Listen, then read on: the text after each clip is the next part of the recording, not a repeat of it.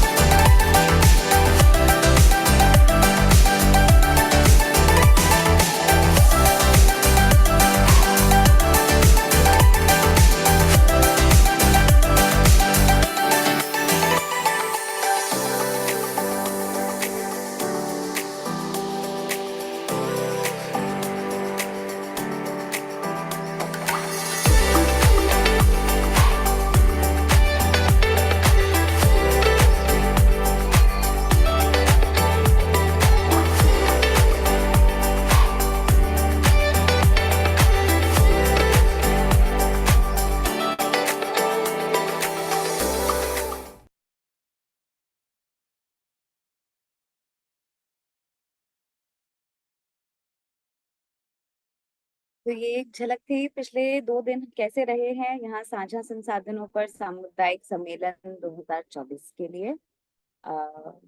Ma'am नमस्कार। मैं बाड़मेर से आतम सिंह बेराराम की स्टोरी 2 बज कर के चैनल नंबर 2 पर है। क्या जी सर। मेरी आवाज के लिए? जी, आपकी आवाज क्लियर है। हम थोड़ी देर में एक बार वीडियो भी टेस्ट कर लेंगे, आप हमारे साथ बने रहें। मैं एक बार जल्दी से थोड़ा इस थीम के बारे में, आज हम क्यों यहाँ एकत्रित हुए हैं, जल्दी से बता देती हूँ ताकि हम अपने स्पीकर्स को बुला सकें और सत्र शुरू कर सकें। आज का जो सत्र है वो कॉमन्स एंड बायोडाइवर्सिटी के ऊपर है, जैव विविधता और साझा संसाधन।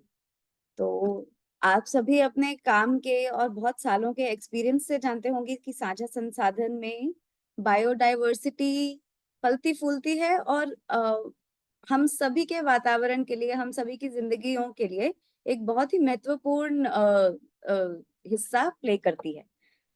तो आप जैसे जानते हैं कि बहुत सारे फल फूल, बहुत सारे पक्षी, बहुत सारे जानवर, कीड़े मकोड़े, ये सब बहुत सारे श्यामलात में, नदियों के किनारे पे पाए जाते हैं। और इनमें से छोटे छोटे भी अगर कीड़े भी हैं, कोई भी ये सब ऑर्गेनिजम्स हैं जो वातावरण में पाए जाते हैं, ये सब वातावरण के लिए इम्पोर्टेंट हैं, बहुत महत्वपूर्ण हैं। तो अ, आज के सत्र में जो हमारे साथ स्पीकर्स हैं वो भारत के 4 राज्यों से हैं। मध्य प्रदेश, राजस्थान, झारखंड और उड़ीसा से हमारे साथ स्पीकर्स जुड़े हैं, जो हमको अपनी कहानियां बताएंगे, अपने काम के बारे में बताएंगे, जहां उन्होंने जैव विविधता को बचाने के लिए समुदाय ने मिलकर प्रयास किए हैं। ज्यादा देर ना करते हुए मैं आज के हमारे पहले स्पीकर को बुलाना चाहूंगी, जो मध्य प्रदेश से हैं, सरस्वती मार्सकोले जी। सरस्वती जी के साथ रीना जी आई हैं ताकि वो हमें मदद कर सकें, फैसिलिटेट कर सकें सेशन साथ में। सरस्वती जी हमें बताएंगी कि धुतका विलेज में उनका सफर कैसे रहा है लैंटाना कमारा के संक्रमण को हटाने, जहां अब एक फलता फूलता जंगल। नमस्ते सरस्वती जी।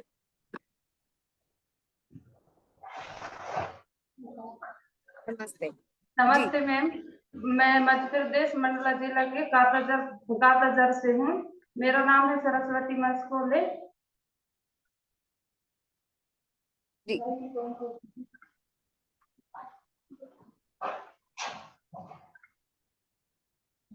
अब 2 मिनट दें, हम यहाँ से आपका प्रेजेंटेशन एक बार स्क्रीन पे शेयर करते हैं। मैं देख सकती हूँ कि आपके साथ और भी महिलाएं जुड़ी हैं। मैं जल्दी से आपकी बातचीत का विषय एक बार अंग्रेजी में भी ट्रांसलेट कर देती हूँ। We have Saraswati ji from Madhya Pradesh who is going to talk about reviving commons and biodiversity. Dutka village's journey from lantana infestation to thriving forests.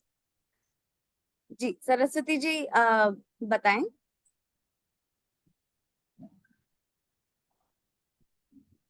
धोतका panchayat गांव धोतका है।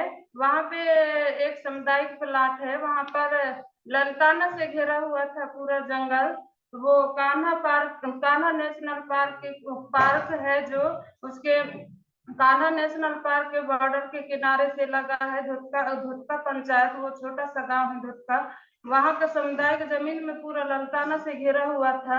ललताना से घिरने के कारण उसमें जानवर की क्षति होती थी और फिर मवेशियों को चारागाह नहीं मिल पाता था। फिर लोगों को आने जाने की व्यवस्था नहीं बन पा रही थी। औषधि पेड़ पौधे भी लुप्त हो चुके थे वहां से।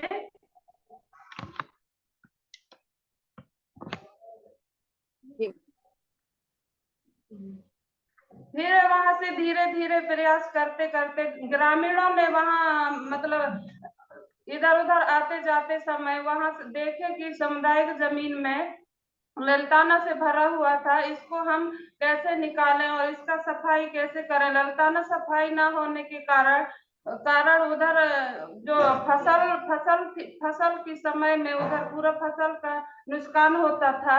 तो फसल से मतलब लोगों को बहुत ज्यादा परेशानी झेलनी पड़ती थी। वो रात में पहरे देने के लिए रात भर जागना पड़ता था। उसके बाद फिर लोगों ने एक योजना बनाई, मतलब कि ये फाउंडेशन फॉर इकोलॉजिकल सिक्योरिटी संस्था आई। 2014 में समिति का गठन किया। समिति का गठन के बाद लोगों को 14 लोगों की एक समिति बनाई। समिति गठन होने के बाद वहां 2017 में समिति के लोगों ने 2017 में समिति के लोगों ने श्रमदान के माध्यम से ललताना उन्मूलन का सफाई किया। सफाई करने के बाद वहां का जमीन पूरा बंजर जैसा दिखाई देने लगा, तो समिति के सदस्यों के माध्यम से उसमें चार बहेरा, हर्रा, तेंदू, साजा, बीजा, अर्जुन जैसे पौधों का वृक्षारोपण किया। हरियाली अमावस्या और फिर वन महोत्सव के माध्यम से वृक्षारोपण और बीज का छिड़काव किया।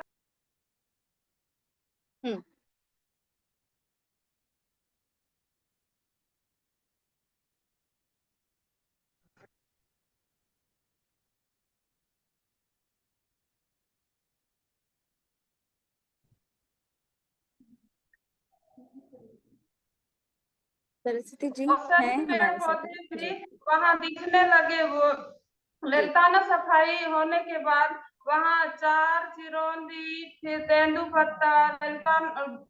पत्ता, फिर चकोड़ा आदि और बिहरी जैसी सब्जी भी मिलने लगे वहां।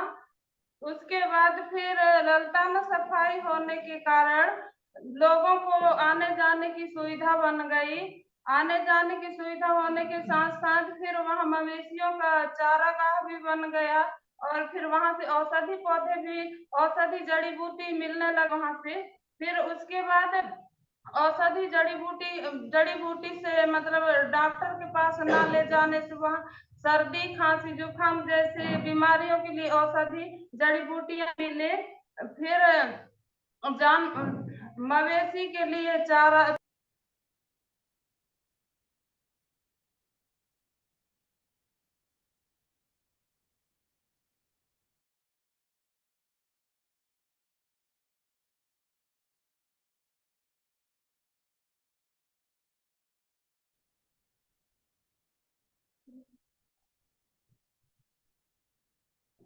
जी जी सरस्वती जी बोलिए। लोगों को आने जाने की सुविधा भी बन गई, उसके कारण फसल की भी मतलब कि आने जाने की व्यवस्था बन गई। तो वहाँ ललताना सफाई होने के कारण फिर मवेशी को भी सुविधा मिली, और जानवर वहाँ नहीं छुप पा रहे थे, और जानवरों के लिए भी फल फूल मिलने लगा, तो फसलों को नुकसान नहीं कर पाए। जी बहुत अच्छे। और बताएं, आपके साथ साथी भी जुड़े हैं कुछ? ये कैसे समुदाय ने क्या ये इकट्ठे काम किया, कैसे समिति में सबने? वो कुछ और भी लोग हैं साथ में, तो उनके बारे में भी बताएं कैसे।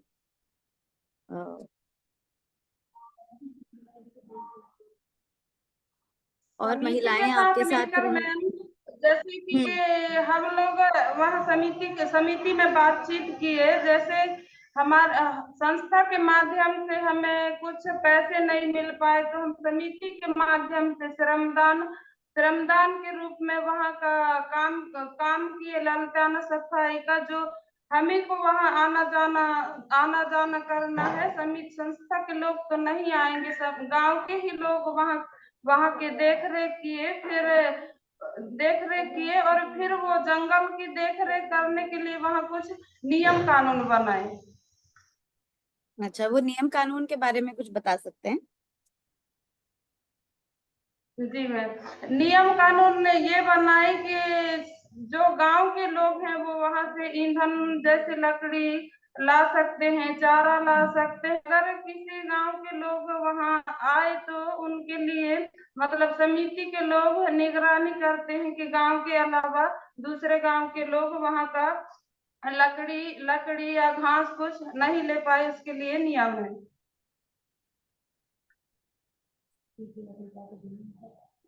सूखे लकड़ी काटना है और गीले लकड़ी नहीं काटना है। ऐसे और भी नियम होंगे, वो भी थोड़ा बता सकते हैं?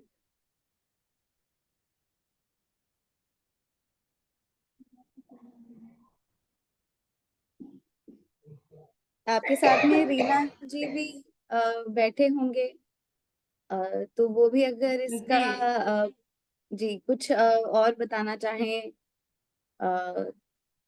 तो भी वेलकम है। नमस्ते रीना जी।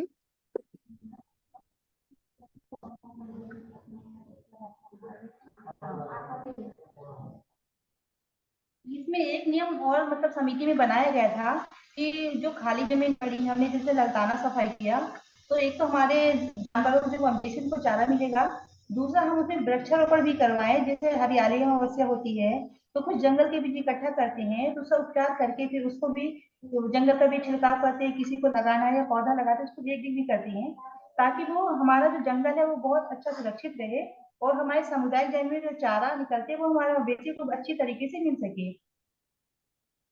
और ये जंगल के ऊपर हमारे दीदी और भैया लोगों ने एक गाना भी बनाया है, तो वो प्रस्तुत करना चाह रहे हैं। भैया अच्छा, प्लीज क्या जा रहे रीना हैं। जी वो गाना क्या हम सत्र के अंत में सुन सकते हैं? क्योंकि हम चाहेंगे कि सभी स्पीकर्स जो अलग अलग राज्यों से आए हैं वो एक दूसरे से बात भी कर पाए, और एक दूसरे को मतलब अगर कुछ ऐसे सांस्कृतिक चीजें हैं जैसे गाना है तो वो हम एक दूसरे सभी के साथ शेयर कर पाए। बिल्कुल। जी, धन्यवाद, बहुत अच्छा लगा ये सुन के। कुछ सवाल भी हमारे पास आएंगे आपके लिए। मैं एक बार जल्दी से इसको अंग्रेजी जी में ट्रांसलेट करती हूँ। हमारे साथ जो काफी सारी ऑडियंस जुड़ी है, खाली इस सेशन में नहीं, इस सत्र में नहीं, हमको बहुत सारे लोग यहाँ इस सत्र का स्क्रीनिंग हो रहा है तो वो भी आपकी बात सुन सकते हैं, उनके लिए भी हम थोड़ा ट्रांसलेट कर देते हैं। और आपके लिए सवाल जवाब आएंगे तो आप हमारे साथ रहिएगा सत्र के अंत तक। ठीक है, तो so Saraswati ji was talking about the efforts of her village community in a village that is right on the side of the Kanha National Park in Madhya Pradesh. She was talking about how Lantana camara, which is an invasive plant species, infests a certain used to infest an area around in the commons of this village, which led to lack of fodder for the livestock of the community and created issues in commuting for the community members and help and decreased the plant biodiversity present there. So the community got together in 2017 to look at a solution for these problems. One of the other problems coming up due to lantana infestation was also crop raiding by wild animals who would hide in the lantana growth at night, and the community members had to keep guard at night to protect their crops from the wild animals. In 2017, the community established a committee and looked at removing lantana growth from the commons. They did it through donating their own labor and time. Once the lantana was removed, they they started planting and seeding native plant species there, such as Hardra and Behra. These plant species are also they are NTFP for the communities, which is non-timber forest produce. So once this happened, the commute for the community members became easy. There was an increased availability of fodder for the community cattle. The community also found a larger availability of medicinal plants in the commons. And since there was better food availability for the wild animals, they also stopped raiding the crops as much. To continue, to ensure that this was a sustainable effort, the community devised some norms and rules for themselves, such as not getting fresh wood, not cutting down trees, not getting fresh wood from the commons, but only picking up the dry wood for using as fuel for themselves.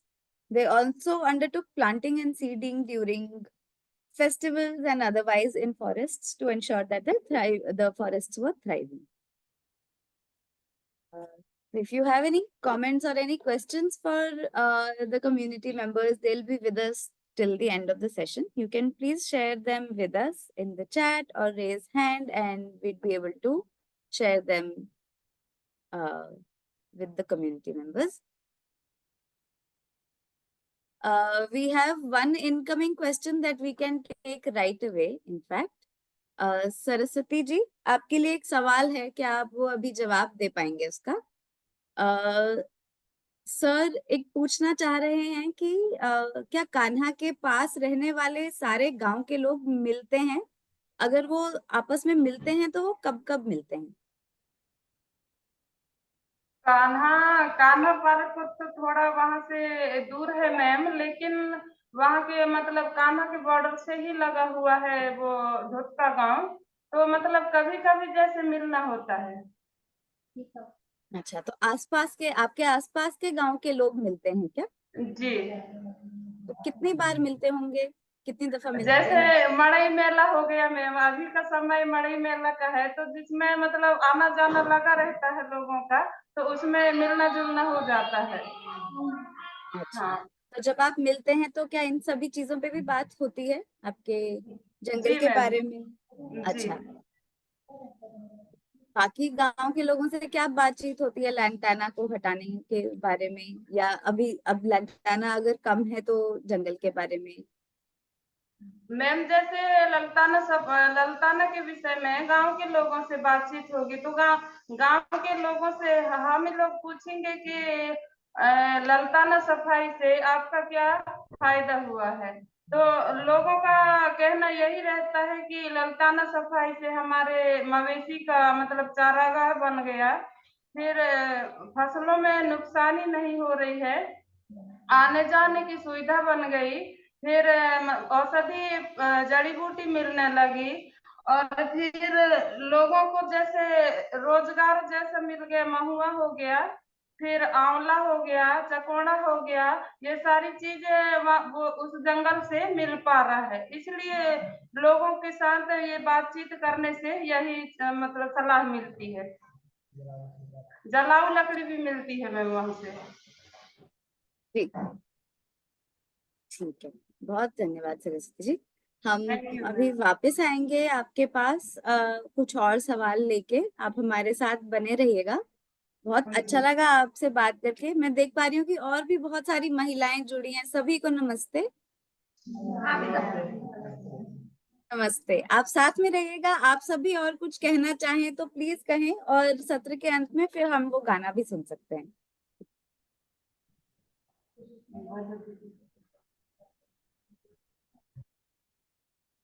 ठीक है,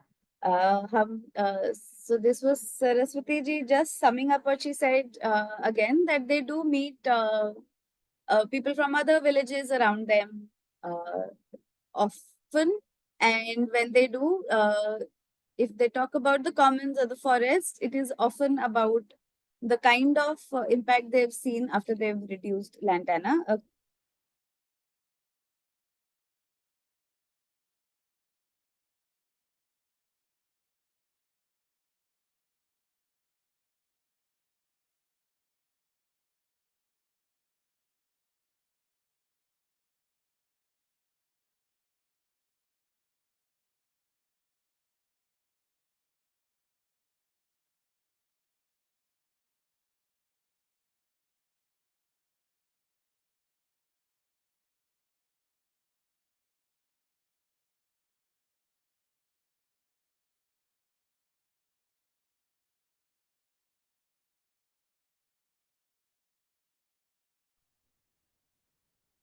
माफी चाहते हैं, थोड़ा video में दिक्कत हुआ उसमें, पर हम जैसे पहले बात कर रहे थे, I'll just quickly translate into English that one of the major crux of that conversations is that there's been an increase in the non-timber forest produce that the community is getting now from the forests after the lantana infestation has been removed through collective efforts.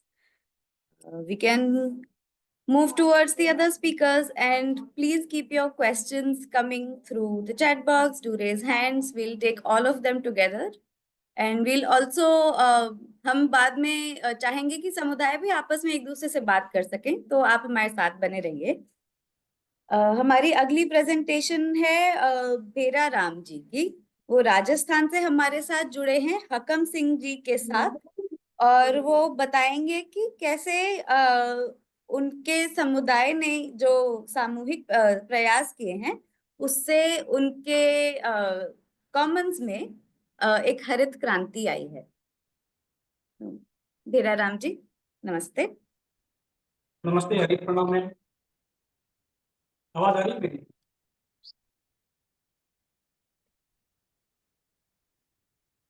हाँ ma'am, मैं हाकम सिंह बोल रहा हूँ बाड़मेर से। हमारे साथ में बेराराम जी है जी और उसी जी ग्राम जी पंचायत के सरपंच साहब है और टीचर गण है और गांव समुदाय से महिलाएं हैं और बच्चे हैं। और बच्चों ने आज एक पोस्टर प्रतियोगिता की है और पोस्टर प्रतियोगिता में उन्होंने अच्छे से चारागाह और पर्यावरण के लिए उन्होंने पोस्टर रोल करा है। वो भी बच्चे, छोटे बच्चे हैं 8th क्लास के। और जी उसके साथ साथ में स्थानीय बीज के लिए। और मैं बेराराम जी मेरे साथ में है, मैं इनसे निवेदन करता हूँ कि बेराराम जी अपने स्टोर पर। आवाज क्लियर आ रही है मैम? बढ़िया लगा आपके बहुत ये सोच के कि और भी लोग जुड़े हैं साथ में। सभी को नमस्ते। शुरू कर सकते हैं जी। मैम हरि प्रणाम। मेरा नाम भैराराम बाकर है।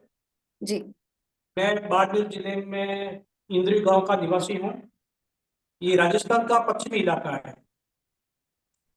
यहाँ अमूमन अकाल पड़ता है और बर्फ एक तरह से डेजर्ट इलाका है। जी विद्यार्थी जीवन में मैंने बाड़मेर शहर के नजदीक एक दर्शनीय स्थल है धोला आकड़ा, वहाँ 50 पौधे लगा करके पौधे लगाओ जीवन बचाओ अभियान की शुरुआत की थी। जी और उसके बाद में एक मन में ऐसा भाव आया, ऐसा सुकून आया कि ये पवित्र काम है, हमें सतत करना चाहिए। उसके बाद प्रतिवर्ष हम वर्षा ऋतु में जहां भी मौका मिलता वहां पौधे लगाते और लोगों को उसके लिए प्रेरित करते रहे। जब 2002 में मेरी सरकारी अध्यापक की नौकरी लगी तो पहली तनख्वाह मैंने पौधारोपण में ही खर्च की। और लोग दूसरे में खर्च करते हैं, लेकिन मैंने ऐसा नहीं करके इसको महत्व दिया और पौधारोपण और पर्यावरण संरक्षण पर पहली तनख्वाह खर्च की। तो मुझे एक तरह से नई ऊर्जा मिली और मुझे लगा कि ये तो काम हमें हमेशा करना चाहिए। और उसके बाद प्रतिवर्ष मैं मेरी सैलरी, वार्षिक सैलरी में 1 महीने की सैलरी में इसमें खर्च करता आ रहा हूँ। और पौधे मैं खुद तैयार करता हूँ। वन विभाग, जिला परिषद और अन्य लोगों के सहयोग से हम जुलाई अगस्त सितंबर महीना जो वर्षा काल का होता है हम पौधे देते हैं। पौधे लोगों को निःशुल्क वितरण करते हैं और पर्यावरण संरक्षण के प्रति लोगों में एक अवेयरनेस लाते हैं कि ये हमारे जीवन के लिए बहुत जरूरी है। यहाँ के जो देशज पौधे हैं जो लुप्त हो रहे हैं, या कई प्रजातियां ऐसी है जो लुप्त प्राय है। गूगल है, फोग है, जो पुराना समय में बहुत ज्यादा होता था, अब देखने को भी नहीं मिलता। हम उन पर वापस उनको प्रजाति को पुनर्जीवित करने का प्रयास कर रहे हैं। इसके अलावा हमारे राजस्थान में राज्य वृक्ष खेजड़ी, जिसका पिछले 4-5 साल से संक्रमण चल रहा है, उसके ऊपर कई तरह के रोग हो रहे हैं, वो सूख रही है, एक तरह से मृतप्राय हो रही है। हम लोगों को अवेयरनेस करके उसके प्रति जागरूक कर रहे हैं। ये हमें खेजड़ी बचनी जरूरी है। ये अर्थव्यवस्था के लिए, हमारे लिए और पश्चिमी राजस्थान के लिए बहुत जरूरी है। इसके साथ साथ हम और गोचर चारागाह, ये भूमि है हमारे पुरखों की है, ये हमारी धरोहर है। हमारे पुरखों ने सेटलमेंट के समय एक लंबी सोच रख के इसको और गोचर में सुरक्षित रखा। वर्तमान में इस पर कई कंपनियां, सोलर प्लांट्स ये आ रहे हैं, उन पर और वहां का नुकसान भी हो रहा है, वहां के पेड़ पौधों की कटाई भी हो रही है। हम उन पर भी फोकस करें और हम लोगों को जागरूक करें कि और गोचर, ये चारागाह, तालाब भूमि ये सुरक्षित रहनी चाहिए। इससे पश्चिमी राजस्थान में लोग पशुपालन ज्यादा करते हैं और गोचर, तालाब भूमि ये सुरक्षित रहेगी तो ये हमारा ये पशु जिंदा रह पाएगा। इसके अलावा यहाँ रेतीले धोरे ज्यादा है, तो रेतीले धोरे पर हम जो लुप्तप्राय वनस्पति है, फोग है, या देसी वनस्पति ये खीप है, ये सेवन है, धमर घास है, इसके अलावा सिणिया है, इस तरह की यहाँ की स्थानीय प्रजाति है, हम उनको वापस पुनर्जीवित करने का प्रयास करें ताकि हमारा ये डेजर्ट वनस्पतिकरण रुक पाए, जैव विविधता और इकोसिस्टम ये प्रभावित ना हो। यहाँ बहुत सारे प्रवासी पक्षी आते हैं सर्दी के ऋतु में, तो उनका भी अब इन दिनों में गीत होते हैं जो हमारे पर्यावरण को शुद्ध करते हैं।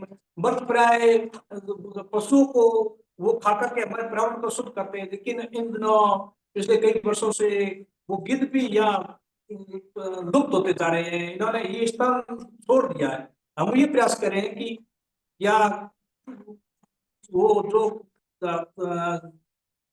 जहरीली खाद हो उनका उपयोग खेतों में कम हो और इनका संरक्षण हो, ताकि हमारा ये जैव विविधता, ये पर्यावरण संतुलन बना रहे। इसके लिए हम लगातार ये प्रयास करते रहे आ रहे हैं।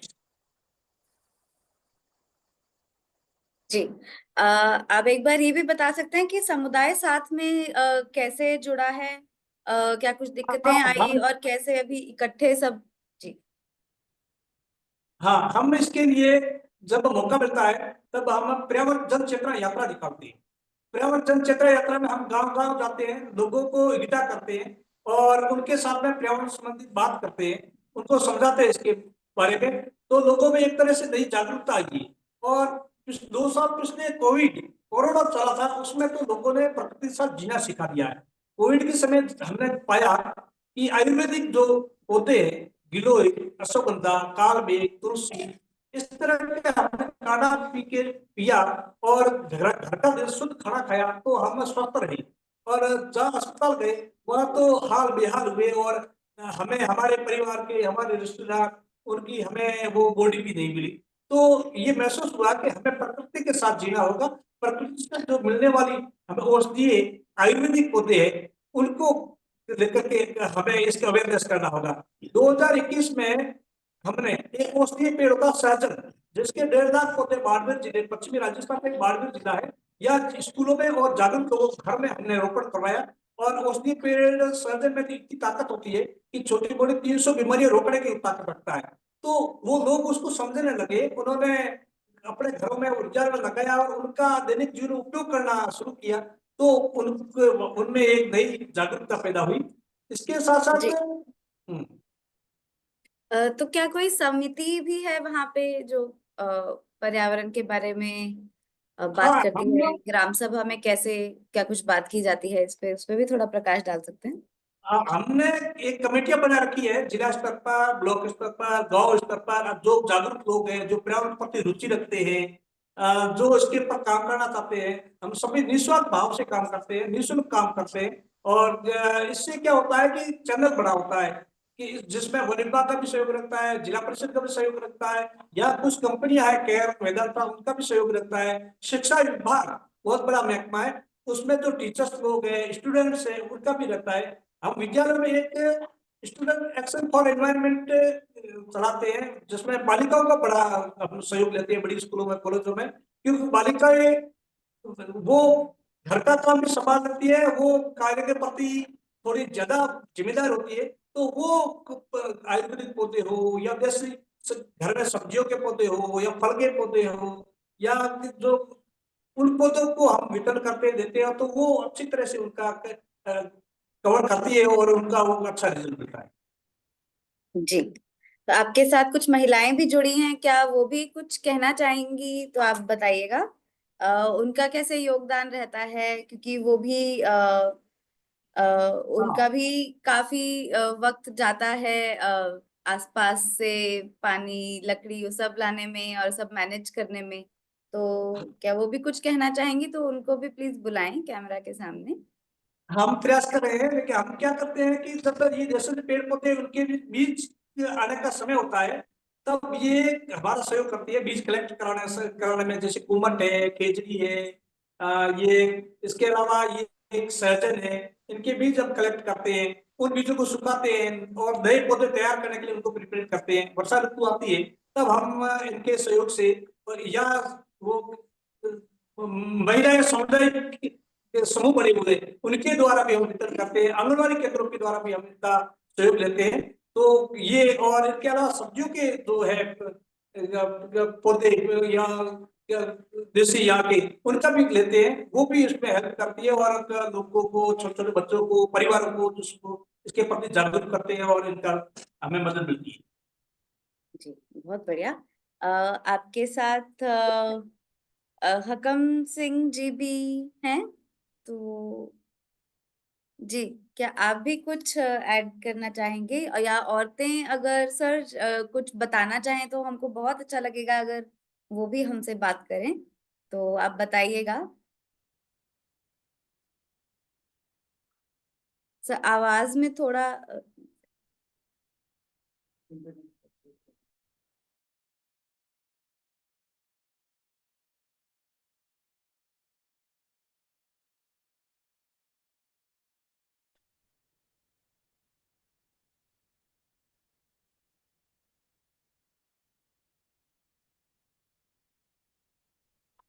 सर आप अपने आप को अनम्यूट कर पाएंगे क्या एक बार? आपकी आवाज हम तक नहीं पहुंच रही।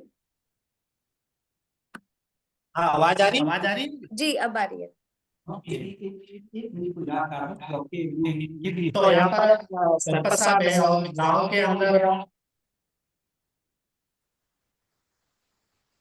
जी, गांव समुदाय है वो चारागाह का प्लान देते हैं और प्लान पे जीपीटी तैयार करते हैं और उसके बाद में अगर वहां पे कोई और फोन है सर जो जिसमें से भी आवाज आ रही है तो शायद वो आपस में दिक्कत होगा आवाज में। अगर एक फोन और है वहां पे तो उसको म्यूट कर दें और एक ही डिवाइस से बोलें।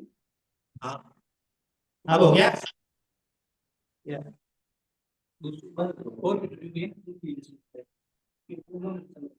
हल्का सा अभी भी। जी हाँ, अब बोलें। हाँ। हाँ, बेहतर। तो गांव समुदाय ने मिलकर के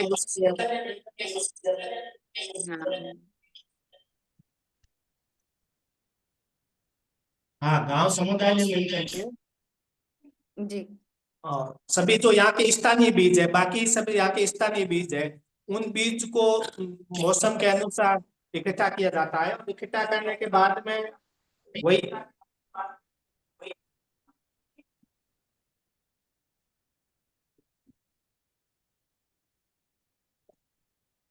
हाँ, अब मेरी बात साफ हो गई? जी, जी, तो इकट्ठा किया जाता है बरसात के मौसम में, उसकी बोल बना करके और उसको छिड़का दिया जाता है चारागाह के अंदर। जहाँ सार्वजनिक भूमि है, नदी तालाब है, आसपास है, तो वहां पर उनका एक सेल रहता है। और साथ में ये भी होता है कि मैं थोड़ा सा आपको बताऊंगा कि जी, हमारे यहाँ पर बच्चों ने अलग अलग चित्र भी बनाए हैं जी, ताकि पोस्टर प्रतियोगिता रखी कि बच्चों की यूथ में एकदम आगे आए और उसमें सहयोग ये बच्चों ने। दूसरा है समुदाय के द्वारा जो स्थानीय बीज है खेती का बीज है, चाल का है, जी, एवन है, धामण है और आगे जो ये औषधीय होते हैं और दूसरी ये जरूर औषधीय होते हैं, ये भी बच्चों को वितरण करके घर घर जा करके ये स्थानीय उपयोग किया जाता है। जी। ये बीज जो हैं ये उन्हीं पौधों के हैं जो पेड़ुक में या चारागाह में पाए जाते हैं। हाँ, उन्हीं उन्हीं के है जो चारागाह के अंदर है, उन्हीं की। तो महिलाएं ऐसा काफी बड़ा रोल प्ले करती हैं ये बीज कलेक्ट करने में। अगर कुछ महिलाएं बोलना चाहें इन बीज के बारे में, क्योंकि ये जैव विविधता का बहुत महत्वपूर्ण हिस्सा है कि ये बीज अभी भी हमें मिलते आ रहे हैं, क्या वो हमें बता हाँ, सकती ये हैं जो कि खेती का बीज है, गेंद का बीज है, पीटू है, इसमें ये महिला भी इकट्ठा करते हैं। महिला आपने थोड़ा सा जी, अगर वो बता सकें कि कैसे वो मतलब रोजमर्रा की जिंदगी में क्या करती हैं कि ये मिलते रहें। उनसे बीज निकले। आवाज आ रही है मैम? सही है, अगर आसपास कोई और फोन है तो उसको बंद कर लें, पर आपकी आवाज आ रही है ठीक से। मैम नमस्ते। नमस्ते जी। आप हमारे से क्या जानना चाहते हो? जी आप हो सके तो अपना नाम भी बताएं और बताएं चारागाह में जाती हैं और ये बीज इकट्ठा करते हैं तो आपको भी जैसे पता चलता होगा कि पहले कैसे मिलता था, अभी कितना बीज मिलता है, और अगर आगे हम चाहते हैं कि ये बीज मिलता रहे तो उसके लिए क्या आप रोजमर्रा की जिंदगी में कुछ करती हैं या कैसे उनको बचा के रखती हैं, वो हमें बहुत अच्छा लगेगा आपसे सुनने में। मेरा नाम मुरली है। जी ये चारागांव में ऐसे खेजड़ी है, कुमटा है, उनको मतलब लोगों को ऐसे प्रेरित करना चाहिए, उनको अधिक से अधिक लगाना चाहिए, कटाई कम करनी चाहिए। अच्छा, तो क्या आप भी मतलब आप कुछ ऐसी चीजें हैं जो आप रोज करती हैं ताकि ये बीज मिलते रहें कुछ टाइम तक? हाँ, हम सांगरी ऐसे कुमटा, जो वर्षा ऋतु में हम भी ऐसे बच्चों को प्रेरित करते हैं अधिक से अधिक पौधा लगाने के लिए। जी जी बहुत बढ़िया। आप बने रहिएगा हमारे साथ, बहुत अच्छा लगा आप सभी को मिलके कि स्कूल के बच्चे भी बैठे हैं, बहुत अच्छा लगा सभी को देख के। आप हमारे साथ बने रहिएगा, कुछ सवाल जवाब आएंगे आपके लिए तो आप यही रहिए, हम वापस से कुछ और वक्ताओं से भी बात करते हैं और फिर आप देखिएगा आप भी पूछना चाहें उनसे कुछ तो जरूर जुड़िएगा।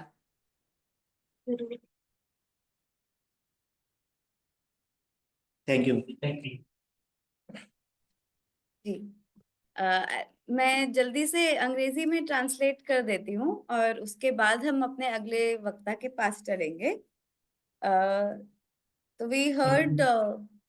we heard now from Bera Ram ji and Hakam ji and the the lady who told us about the seeds that so Bera Ramji noticed much earlier in his life that it is extremely critical to ensure forestation of native species. He's been working with the community. In fact, the community has been working together to ensure that the native species uh, are planted, they are seeded in the commons of the area which is part of a desert ecosystem. So maybe so species like khejdi and keep, among many others, are part of the plants, the native plants that grow there. They've been trying to ensure that these species continue to grow in a healthy manner, especially as they've been recently prone to some diseases. So they're trying to see what helps keep them healthy and ensure that the local administration supports them in their efforts of seeding and planting of these species. They especially, the community especially uses the time of the traditional festivals like Haryali Amavasya to undertake forestation. And women play an extremely critical role in sustaining these native species, especially as a lot of seed collection, seed planting is done by the women in the community. We'll thank you so much, everybody, for being with us. We'll move toward our next speaker now, who's from Jharkhand. Jharkhand से मैं Luther शेरोवा जी को बुलाना चाहूंगी, जो अर्चना टोपनो जी के साथ हमारे साथ जुड़े हैं। वो हमें बताएंगे उनके गांव के लोगों के इस प्रण के बारे में जो उन्होंने लिया है कि वो जंगल के संसाधनों की संरक्षा कर सकें। हेलो एंड वेलकम, नमस्ते अर्चना जी एंड लूथर जी, नमस्ते, नमस्ते, बहुत जोहार। बहुत स्वागत है आपका। जोहार जी। जी। तो लूथर जी अपनी स्टोरी बताते हैं and then I will translate that in English. Sure. जोहार मैडम, जोहार। मेरा नाम लुथर चरवा, गांव रोंगो, मनवारपुर प्रखंड से है। मैडम, हमारे जो गांव क्षेत्र में झारखंड आंदोलन शुरू हुई, उस टाइम काफी जंगल को काट के बर्बाद किए। उसके साथ साथ में वहाँ जमीन खेती लायक बनाने के लिए उसके आगे भी आपका जो जंगल कटाई आगे भी चलते रहा, जो कि काफी नुकसान भी हो रहा है। इस तरह से हम लोग उसको देख के, उस टाइम तो हम लोग का बचपन का समय था, तो हम लोग जो लग रहा था कि चलो बड़ा बड़ा खेती होगा, और हम लोग उससे अच्छा खेती से इनकम आएगा, वही हम लोग सोच रहे थे। बाद में धीरे धीरे उसमें आपका खेती पिछड़ते जा रहा है और जंगल बर्बाद होते जा रहा है। ऐसा करके हम लोगों ने सोचे कि इस पर हम लोग को क्या पहल करना चाहिए, ताकि हम लोग का पर्यावरण भी शुद्ध रहे और हम लोग का जो जल जंगल से भी उसका फायदा हो। इस पर हम लोग ने मंथन किया। उसके बाद कुछ ग्राम सभा परंपरा से होते आ रहा था, उसमें भी हमारे बुजुर्ग लोग बोले कि आप लोग तो आने वाला पीढ़ी, आप ही लोग को संभालना है और आप लोग भी हमारे साथ बैठिए, इस तरह का लोग बुलाते थे। तो हम लोग भी उस पर अपना जो विचार रखते थे कि यही प्रस्ताव कि ठीक है, हम लोग का जंगल कटा गया, जमीन बन गया, और बाकी जो जो जंगल बचा है उसको हम लोग किस तरह से रक्षा करें। उस पर हम लोग ने सोचा। उसके बाद धीरे धीरे जहाँ खेती नहीं होता वहाँ जंगल को बचाते हुए आ गए। उसके साथ साथ में हम लोग के साथ ये रहा कि जंगल, जैसे आपका जो पतझड़ का टाइम है, उसमें काफी जंगल बर्बाद होता था जलने से, आग से। तो और हमारे बीच में भी ये भी होते हैं कि कुछ किंदु पत्ता को तोड़ने का हिसाब से भी लोग जलाते थे, और नहीं तो दूसरे गांव से जंगल आग आ जाता है और जल जाता है। इस तरह से वो चीज भी काफी नुकसान होती है। तो इसके बारे में हम लोग सोचे कि क्या करना चाहिए।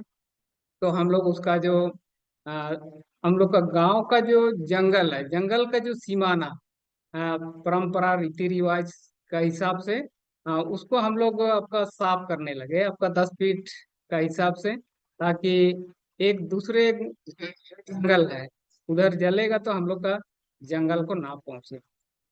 इस पर भी हम लोग विचार किए, और लोग अभी तक सहयोग से काफी हम लोग आगे बढ़े।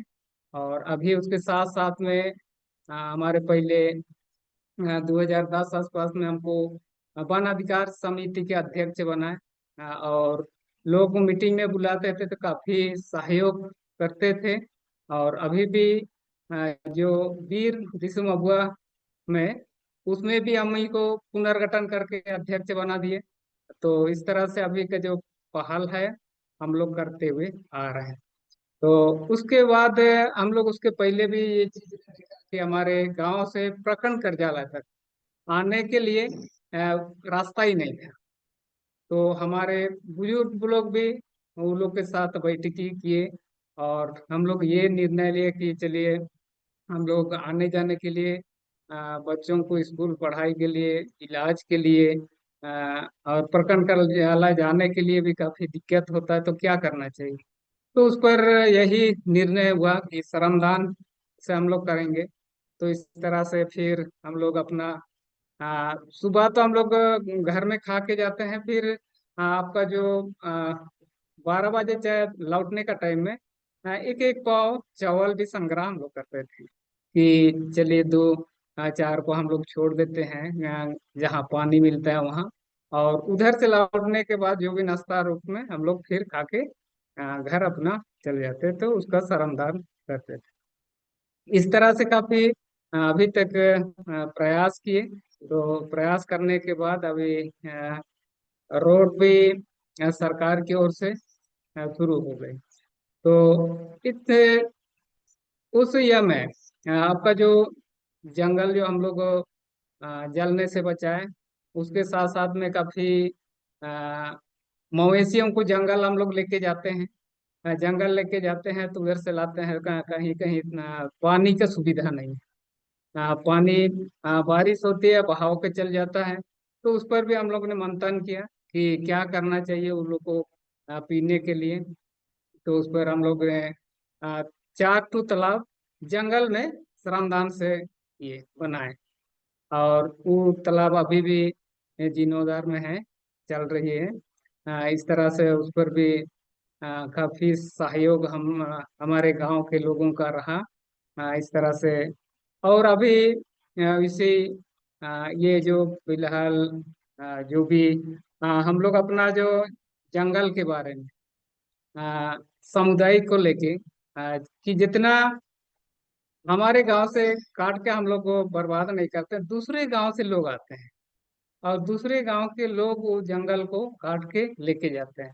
उसका रक्षा के लिए भी हम लोग वहाँ काफी प्रयास किए कि दूसरे गांव हमारा गांव ना घुसे बोल के, चाहे लकड़ी ना लेके बोल के, उसमें प्रयास है।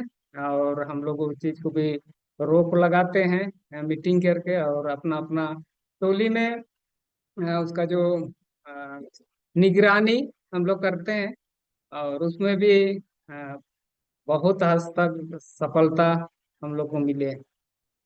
इस तरह से काफी प्रयास भी रहा है, और आगे के लिए भी हम लोग ये सोच रहे हैं कि किस तरह का हम लोग जंगल को सुरक्षा करेंगे। जलने से, लकड़ी बर्बाद करने से कई लोग माफिया लोग आके काट के लेके जाते हैं।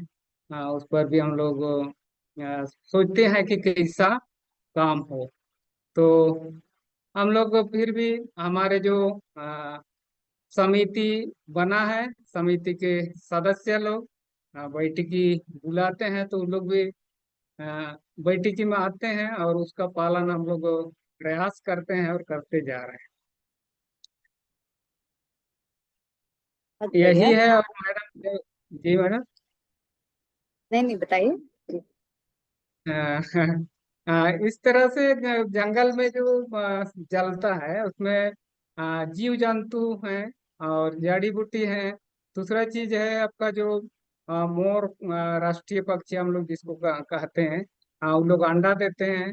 वो भी नुकसान होता है जलने से। इस तरह से यही सब हम लोग देख के और दूसरा चीज है कि जैसे जंगल शिकारी शिकार लोग जानवर को करते हैं, तो उसमें भी हम लोग नियंत्रण कर रहे हैं कि नहीं, इस तरह से हम लोग करेंगे तो जंगल का जो जीव जंतु है उन लोग को हम लोग देख नहीं पाएंगे, ताकि वो लोग भी बचे रहे।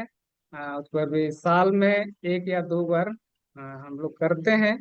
बाकी उस पर भी प्रतिबंध हम लोग लगा रहे हैं। इस तरह से मैडम काफी प्रयास रहा है आज अभी तक का। जी, अभी जो आपने बोला उसका अर्चना जी ट्रांसलेट कर सकते हैं क्या जी? Yeah, मैं कर देती हूँ. So this was Luther Cherwa. He's an active leader and also a president of FRC.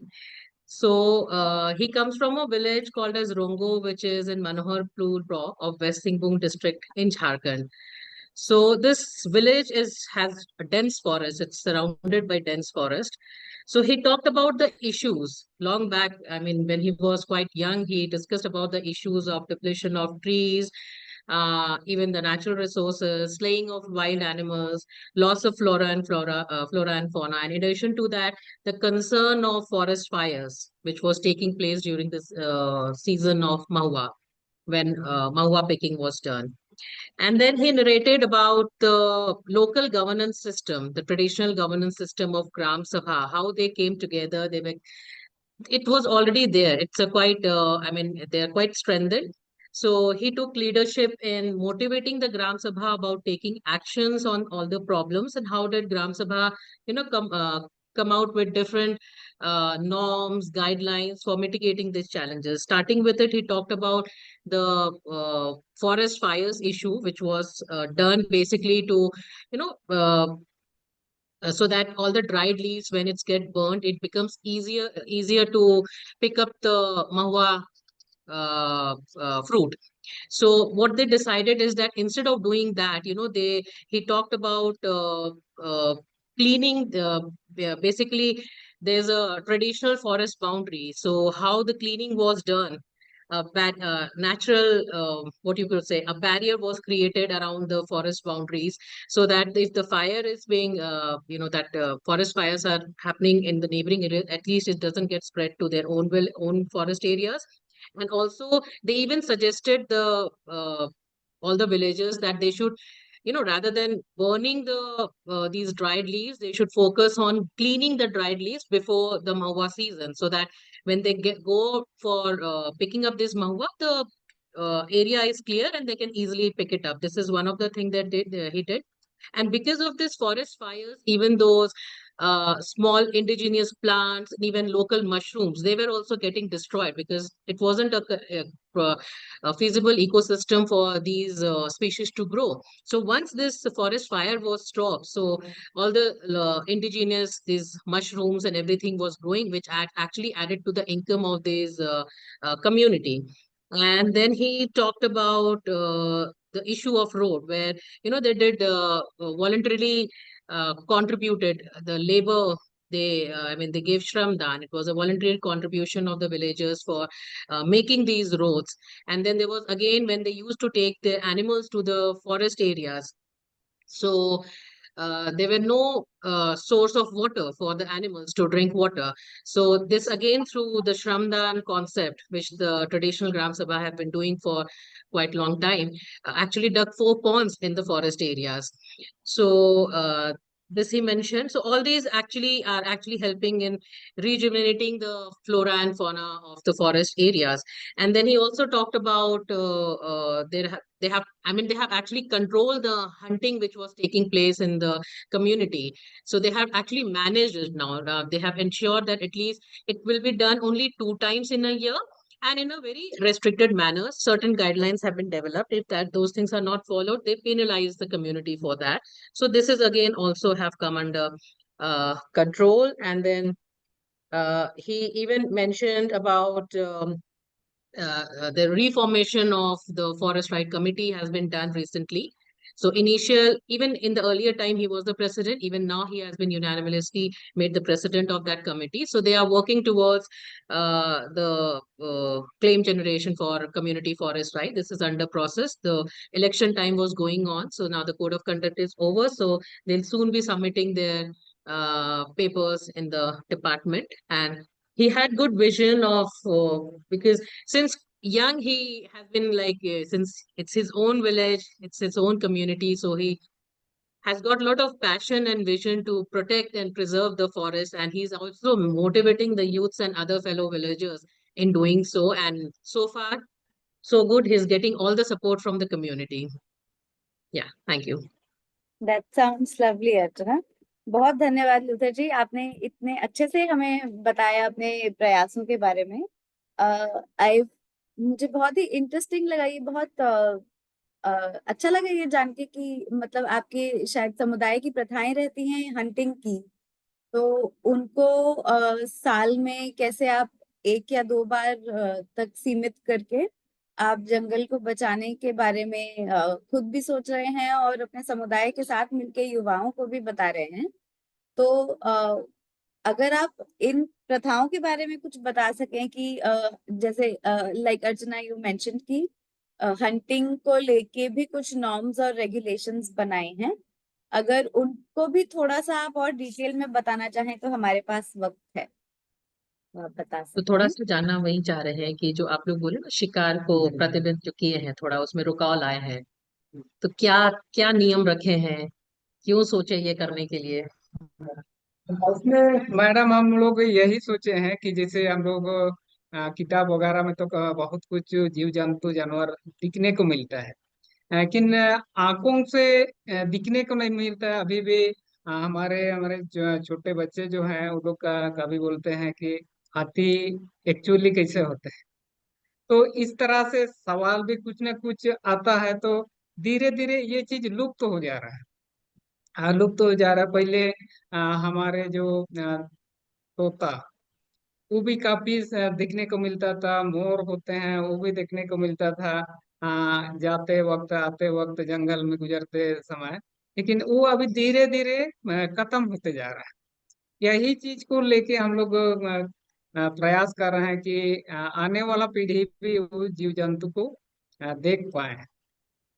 आपने कुछ नियम बनाया जैसे बोला ना, तो क्या अब नियम बनाया कि उसमें तो हम लोग नियम तो वही बनाए हैं कि देखिए नियम पर हम लोग वही आए हैं कि देखने को नहीं मिलता है, तो हमारे आने वाला पीढ़ी कैसा देखेंगे। इसीलिए हम लोग बोले कि उस पर प्रतिबंध इसीलिए हम लोग लगा रहे हैं कि हम लोग शिकार के इसको खत्म करेंगे, तो फिर दिक्कत है जी। इसमें नियम तो मोटा मोटी इसी पर है मैडम। फाइन तो हम लोग अभी रखे नहीं है, जो भी जिसमें क्या बोलेंगे आपका आ, समाज के रूप से कि कितना बड़ा गुनाहगार किया है, उस चीज को देखेंगे बोल के हम लोग उस चीज को नहीं किए हैं। ठीक है। जी, आखिरी फैसला आपका समाज के थ्रू से होता है कि उसमें पंचायती जो भी है, हाँ जी, ग्राम सभा में कितना बड़ा गुनाहगार किए हैं, उसी हिसाब से तय होगा बल्कि जी। अभी हम लोग नहीं किए हैं। So, to this quickly translate it in English, Archana, Luther sir is saying that in case there's any fines to be imposed on people who hunt the species that the community is trying to conserve, they have to see in Gram Sabha what people say, how big of a crime it is seen as, and then sort of levy fines on them. But thank you so much, Archana, for getting this across to us. बहुत धन्यवाद Luther जी, आपने हमसे बात किया। आपके लिए कुछ सवाल जवाब और भी रहेंगे जो लोग हमारे पास भेजेंगे, और जैसे कि आपने सुना होगा हमारे पास राजस्थान मध्य प्रदेश से भी समुदाय जुड़े हैं, तो अगर आपके कुछ सवाल हैं उनके लिए, आप उनसे पूछना चाहते हैं, बातचीत करना चाहते हैं, तो वो भी बिल्कुल मुमकिन है, बताइएगा। हम एक और प्रेजेंटेशन है हमारी ओडिशा से, तो हम उनको भी एक बार सुनते हैं और फिर बाद में सभी के जो सवाल होंगे आपस में हम बातचीत कर सकते हैं। तो आप हमारे साथ रहिएगा। मैं अभी अपने अगले प्रेजेंटर को बुलाती हूँ। और next speaker is Muralidhar Behera ji from Odisha, who is joined by Mayadhar ji, Mayadhar Mishra ji. They'll tell us about Mandargiri Suraksha Manch, a profile of community-led forest conservation. नमस्ते सर, आप मुरलीधर जी और मायाधर जी हैं हमारे साथ, और हमें मंदारगिरी सुरक्षा मंच के बारे में, जो सामुदायिक प्रयास रहे हैं जंगल को बचाने के, उनके बारे में बताएंगे। जी नमस्ते। जी नमस्ते। हेलो, शुरू कर सकते हैं। हाँ, मेरे साथ बैठे हैं मंदरगिरी सुरक्षा मंच के एक leading personal mister Muralidhar Behera, और इनका जॉइनिंग क्या रहा है लास्ट 30 to 32 ईयर्स से, वो उसके बारे में थोड़ा बताएंगे। उसका कंजर्वेशन, उसका प्रोटेक्शन सिस्टम, गांव का इंस्टीट्यूशनलाइज करना और उसी का बायोडाइवर्सिटी सिस्टम, ये सब बता सकते हैं मुरलीधर बेहरा मंदरगिरी फोरम से। और सॉरी, ये उड़िया लैंग्वेज में बोलेंगे, लोकल लैंग्वेज में, उनका मैं आपको हिंदी में कन्वर्ट कर दूंगा। ओके। अनुगुल जिलार सदर महकुमा ठारू 5 किलोमीटर रे मंदरगिरी पहाड़ अवस्थित। मंदरगिरी पहाड़ अवस्थित, यार आयतन होची 1400 हेक्टर पर जगह। यही मंदरगिरी पहाड़टी जैव विविधतारे परिपूर्ण एवं यह आयुर्वेदिक एवं सांस्कृतिक ऐतिह्य संपूर्ण पहाड़। यार शिखर देश में अनंत शयन विष्णुकर अनंत शयन मंदिर अच्छी। उत्तर पाद देश में राम मंदिर, दक्षिण पाद देश में बाबा कुकुटेश्वर मंदिर। यही दर्शनीय स्थान को प्रतिवर्ष वर्ष को थरे सेठारे मेला बसे, बहुत लोक समागम होती। या बादे से पहाड़ू आसुवा बहिथुवा झरणा चिरश्रुता, या केबे भी पानी मरे ना। से पहाड़ थिबा जीव जंतु पशु पक्षी यही झरणार पानी सेवन करती एवं गुल्म जातीय उद्भिद मध्य सेठे जन्म हुए, ताकू मध्य खाइकिनी जीवन निर्वाह करते। 1980 मसीह गाँ मंदरगिरी चारिपाखरे थिबा 9 खंड ग्रामर लोक माने स्वतपुत्र भाव या सुरक्षा रक्षणाबेक्षण निज हाथ को नेले एवं से दिन ठारू से माने निजर पाली करी ଜଙ୍ଗଲର ସୁରକ୍ଷା କରୁଛନ୍ତି ଜଙ୍ଗଲର ସୁରକ୍ଷା କରୁଛନ୍ତି ଏବଂ ସେଇ ପାହାଡ଼ରୁ ଲୋକମାନେ ସଭା ମାଧ୍ୟମରେ ଯାହା ଜାଳ କାଠ ଔଷଧୀୟ ଫଳମୂଳ ଏବଂ ଗୋ ଖାଦ୍ୟ ମଧ୍ୟ ସଂଗ୍ରହ କରାଯାଉଅଛି ଏବଂ ସେଇ ପାହାଡ଼ର ସୁରକ୍ଷା ପାଇଁ ଯେତେବେଳେ 1980 ମସିହାରେ ଆମେ ହାତକୁ ନେଲୁ ତାକୁ ସେଟା ତା ପୂର୍ବରୁ ପୁରା ଡାଙ୍ଗର ଭୂମିରେ ପରିପୂର୍ଣ୍ଣ ଥିଲା କିନ୍ତୁ ବର୍ତ୍ତମାନ ତାହା ସବୁଜମାରେ ଭରିପୂର୍ଣ୍ଣ ଅଛି 1997ରେ NTJCF ଆମ ସହିତ ସାମିଲ ହେଲେ ଏବଂ ସେଠି ଆମେ ଗୋଟେ ମନ୍ଦରଗିରି ସୁରକ୍ଷା ମଞ୍ଚ ବୋଲି ପ୍ରତିଷ୍ଠା କଲୁ ସବୁ 9 ଖଣ୍ଡ ଗାଁକୁ ନେଇକିନି ଗୋଟେ ମନ୍ଦରଗିରି ସୁରକ୍ଷା ମଞ୍ଚ ଗଠନ କଲୁ ଏବଂ ଗାଁରେ ଆମେ ସାଇକେଲ ରାଲି ମାଧ୍ୟମରେ ପଦଯାତ୍ରାରେ ଜଙ୍ଗଲରେ ଯେପରି ଜଙ୍ଗଲକୁ ନିଆଁ ଦାଉରୁ ରକ୍ଷା କରିବା ଏବଂ ଜୀବଜନ୍ତୁଙ୍କର ରକ୍ଷା କରିବା ପାଇଁ ଶପଥ ନେଇ ପ୍ରତିବର୍ଷ ମାର୍ଚ୍ଚ ମାସରେ ଏହା ପାଳନ କରୁଅଛୁ ଏବଂ ସେଇ ଜଙ୍ଗଲରୁ ମିଳୁଥିବା ସମସ୍ତ ଉଦ୍ଭିଦ ଜାତୀୟ ବା ଔଷଧୀୟ ଲୋକମାନେ ବୈଦ୍ୟମାନେ ସଂଗ୍ରହ କରୁଛନ୍ତି ସେଟା ଆମର ହେଉଛି ଆମର ଜୈବ ବିବିଧତା ତେଣୁ ତାଙ୍କୁ ନେଇକିରି ଲୋକମାନଙ୍କୁ ନେଇ ସଚେତନ କରୁଛୁ ଯେ ଜୈବ ବିବିଧତା ଏମିତି ଗୋଟେ ସମ୍ପଦ ଯୋଉ ସମ୍ପଦଟା ଦିନେ ହେଲେ ସରିବ ନାହିଁ ତାକୁ ଆମେ ଏମିତି କରିବା ତାର ସଂରକ୍ଷଣ କରିବା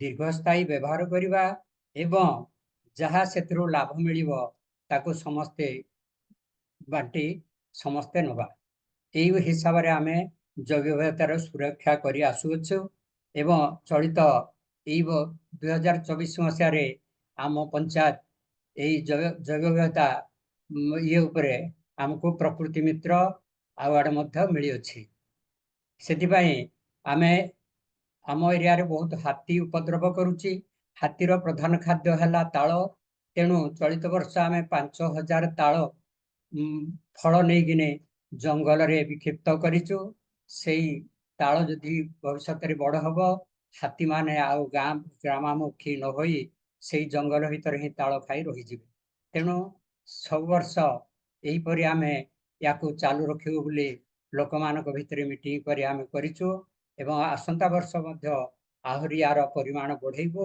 ଯାହାଫଳରେ ଆମେ ହାତୀର ସୁରକ୍ଷା ପାଇପାରିବୁ ଏବଂ ଲୋକମାନେ ବର୍ତ୍ତମାନ ଓଡ଼ିଶା ସରକାର କ'ଣ ଆମ ତାଳ ଗଛ ବିକ୍ରି କରିବା ପାଇଁ କୌଣସି ନୀତି ନିୟମ ନଥିଲା ଯାହାଫଳରେ କଲିକତା ଆଦିର ବେପାରୀମାନେ ଆସିକିନି ଆମ ପଟୁ ତାଳ ଗଛ ସବୁ କାଟି ନେଉଥିଲେ କିନ୍ତୁ ଓଡ଼ିଶା ଗଭର୍ଣ୍ଣମେଣ୍ଟ ଗୋଟେ ନୀତି ନିୟମ କରିଛି ତାଳ ଗଛ କେହି କାଟି ପାରିବେ ନାହିଁ ଯାହାଫଳରେ ଯାହା ହେଉ ତାଳ ଗଛ ଥିବା ଦ୍ୱାରା ଆମେ ଚଡ଼କରୁ ମଧ୍ୟ ରକ୍ଷା ପାଇପାରୁଛୁ ତେଣୁ ବିଲ ହୁଡ଼ା ମାନଙ୍କରେ ତାଳ ଗଛ ପ୍ରାୟ ସମସ୍ତେ ରଖିଥାନ୍ତି ଚଡ଼କ ଆସିଲେ ଆଗ ତାଳ ଗଛ ମାରିବ କିନ୍ତୁ ଲୋକ ସେଫ୍ ପାଇଯିବ ସେଇ ହିସାବରେ ଆମେ ପ୍ରତିବର୍ଷ ତାଳ ଗଛ ମଧ୍ୟ ରୋପଣ କରୁଅଛୁ ଆଉ ତେଣୁ ଲୋକମାନଙ୍କୁ ନେଇକିନି ଆମେ ପ୍ରତି ମାସରେ ମିଟିଂ କରୁଛୁ ଜଙ୍ଗଲର ସୁରକ୍ଷା କରୁଛୁ ଖରାଦିନେ ଆସିଲେ ଆମେ ତା ନିଆଁ ନ ଲାଗିବା ପାଇଁ ତା ଚାରିପଟେ ଗେଣ୍ଡି ମଧ୍ୟ କାଟୁଛୁ ଏବଂ ନିଆଁ ଲାଗିଲେ ସାଙ୍ଗେ ସାଙ୍ଗେ ଆମେ ଡିପାର୍ଟମେଣ୍ଟକୁ ଫୋନ କରି ତାଙ୍କ ସାହାଯ୍ୟରେ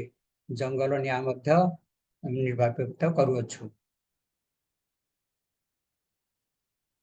ଆଉ ଗୋଟେ ଅଛି ଲୋକମାନଙ୍କ ବି ଗୋଟେ ଧାରଣା ଅଛି ମନ୍ଦରଗିରି ଉପରେ ଯେ ସେଇ ଯୋଉ ମନ୍ଦରଗିରିର ଡାଳ ପତ୍ରରେ ମଧ୍ୟ କିଛି ଔଷଧୀୟ ଗୁଣ ଅଛି ତେଣୁ ପ୍ରତିବର୍ଷ ଭାଦ୍ରବ ମାସରେ ଆଖପାଖ ଗାଁର ଲୋକମାନେ ଯାଇ ପାହାଡ଼ରେ ପୂଜା କରି ସେଠିକାର ଡାଳ ପତ୍ର ଆଣି ଗାଁ ମାନଙ୍କରେ ସନ୍ଧ୍ୟାରେ ଧୂଆଁ ଦେଇ ସେଠି ନିଜ ଗୃହପାଳିତ ପଶୁମାନଙ୍କୁ ନେଇ ସେଇ ଧୂଆଁ ଦିଅନ୍ତି ଏବଂ ଛୋଟ ଛୋଟ ପିଲାମାନଙ୍କୁ ମଧ୍ୟ ତା ଭିତରେ ସାମିଲ କରନ୍ତି ତାଙ୍କର ଧାରଣା ଯେ ଏଇ ଧୂଆଁ ଯଦି ଆମେ ନିଶ୍ୱାସରେ ନେବା ତାହେଲେ ଆମର କୌଣସି ପ୍ରକାର ରୋଗ ହବ ନାହିଁ ସେଇ ଧାରଣା ବର୍ତ୍ତମାନ ଲୋକଙ୍କର ବଳବତ୍ତର ରହିଛି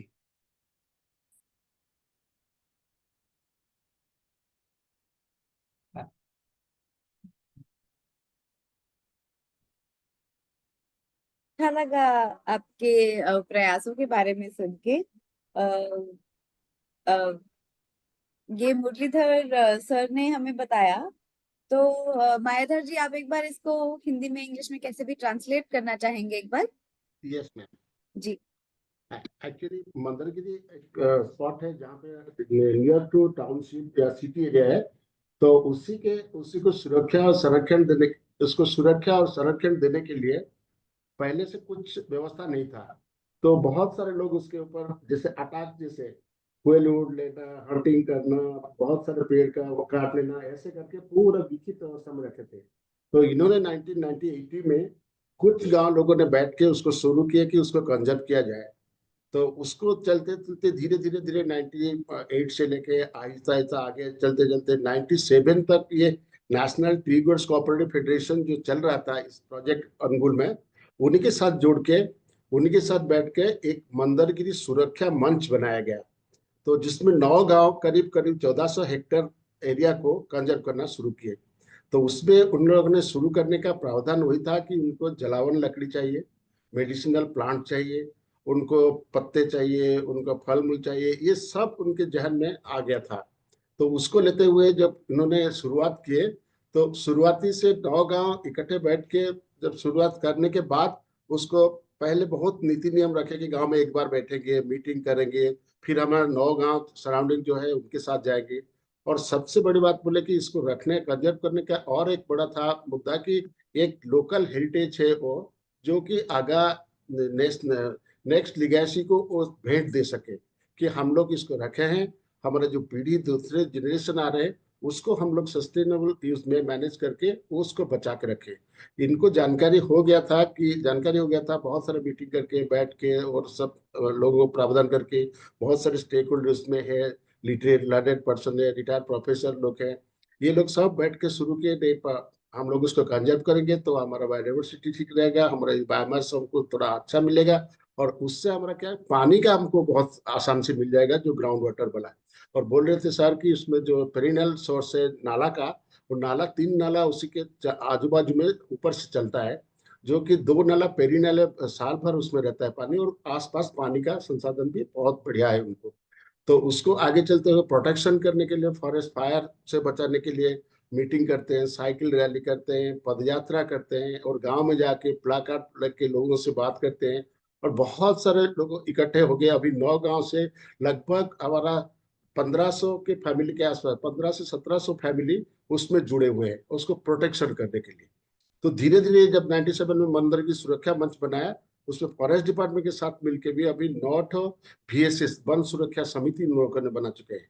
तो वन सुरक्षा समिति का जो भी ग्रांटी नेट है उसको डेवलप करने के लिए या उसको उपजाऊ करने के लिए फॉरेस्ट एरिया को, उसका तहत अभी चल रहे हैं लोग। और सबसे अच्छी वाली बात बोले कि ये फॉरेस्ट को ग्रो करने से और जो फॉनल हैबिटेशन बहुत बढ़ गया, उसमें वो वाइल्ड बोर बोल रहे थे 12, उसका ठेकुआ मतलब रैबिट और चूहा, और यानी कि सबसे बड़ा जंतु हमारे जो बोल रहे हैं सर कि हाथी का आगमन हुआ है, और हाथी का रेस्टिंग करने का एरिया उनको मिल गया है। मतलब साल से 8 से 9 महीना वहां पे 27 से 32 जो लोग काउंट कर रखे हैं, 32 हाथी वहां रहते हैं। और आप आसपास तो बहुत मोर्टालिटी हुआ है, ये मैन एनिमल कॉन्फ्लिक्ट में हम बाद में डिस्कशन कर सकते हैं, लेकिन उन्हीं के आसपास में डेथ नहीं हुआ है, उनके आगे 15 किलोमीटर आगे डेथ भी हुआ है। लेकिन हाथी का आना और बायोडाइवर्सिटी बढ़ना यह हमारे लिए एक शुभ संकेत वो बोलते हैं, और इसी शुभ संकेत को लगते हुए आगे चलते हैं। और टोटल मंदरगिरी जो लोकल हेरिटेज है, ऊपर एकदम टॉप में अनंत सेन भगवान का, विष्णु का एक मंदिर भी लोगों ने बनाया है वहां पे। माघम या भी फरवरी में उसका एक मेला 7 दिन तक चलता है। नीचे एक राम मंदिर है जो कि कल्चरल लोग बाइंडिंगनेस है, और दूसरी तरफ एक कुकुटेश्वर महादेव मंदिर। तो इन लोगों ने कल्चरली हिस्टोरिकली उसको समझ में उसको उसका इम्पोर्टेंस, मतलब मेडिसिनल गार्डन मेडिसिनल प्लांट्स को इम्पोर्टेंस देते हुए इन लोगों ने उसको कंजर्व करके रखे हैं, इकट्ठे रखे हैं, और सबको पता है। और साल में एक बार जब फाइनली वो बोले कि हम लोग वहां से कुछ भी पत्ता लेके आए, इसका कुछ जानकारी नेम भी उनको आज तक मालूम नहीं, कुछ भी पत्ता लेके आएंगे, उसी महीने में एक तिथि होता है, उसको लाके अपना कैटल शेड के पास उसको लगा के आग लगा के धुआं देते हैं। तो धुआं से उनका कैटल पॉपुलेशन को बहुत सारे ये नहीं होता, रोग बैरक नहीं होता है। तो उसको लेते हुए लोग अभी उसको पालन कर रहे हैं। और फिलहाल अभी उनको नजदीक वाला गांव जो है रुंडिया बड़केरा बोले, इनको जो पर्यावरण सुरक्षा के लिए जो प्रावधान है स्टेट गवर्नमेंट से, उनको एक अवार्ड मिला है प्रकृति मित्र करके,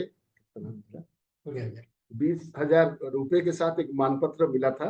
अभी डीएफओ, कंजर्वेटर, कलेक्टर वगैरह 3 तारीख को, ये 3 दिसंबर को हुआ था, और सर भी इधर आए थे और रिसीव करके गए। और चारों तरफ इसके मतलब जो प्लान, एक्शन प्लान है, डीएफओ को मेमो देना, इसके हिसाब से डीएफओ और लोकल जो लीडर्स हैं उनके साथ बात करके सामने उसको ले रहे हैं, कैसे प्रोटेक्शन करें, एलिफेंट से कैसे बचे, उसको सोलर फेंसिंग के तहत, उसको ट्रेंचेज के तहत, ये सब प्लान एक्शन में वो भी डाल के वो लोग आगे ले रहे हैं। उसको एक बायोडाइवर्सिटी लोकल हेरिटेज बनाने का प्लान में है, प्रावधान में है। Thank you.